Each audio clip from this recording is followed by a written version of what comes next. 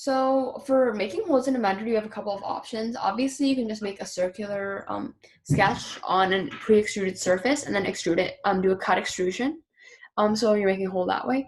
But a better way and a more common way is using this hole tool because it can give you more ways of customizing that I'll show you guys later. So to demonstrate this concept, I'm going to start off by starting a 2D sketch, X, Y.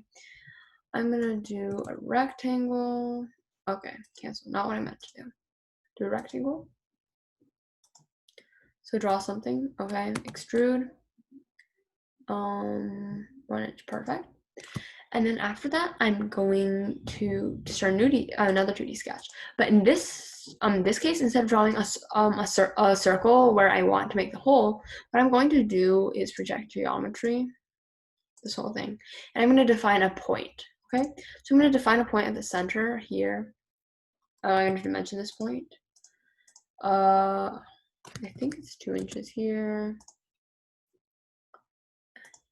Here, 3 inches here, so now it's centered. And I'm going to click finish sketch. But this case, I'm not going to extrude because obviously you can't extrude a point. You can only extrude like geometries and stuff like that.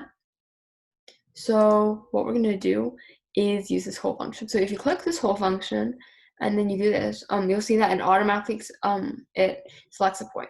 The best thing about the hole function is that there's so many ways you can customize it. For example, by just defining a point, you can customize like you can make a hole like 1 inch or like 0.01 inches.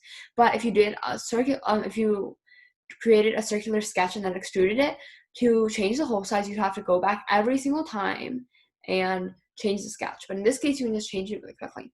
Another good thing about this is when you're actually doing like more intense CADing, like for drilling purposes, you can customize it in a lot of ways.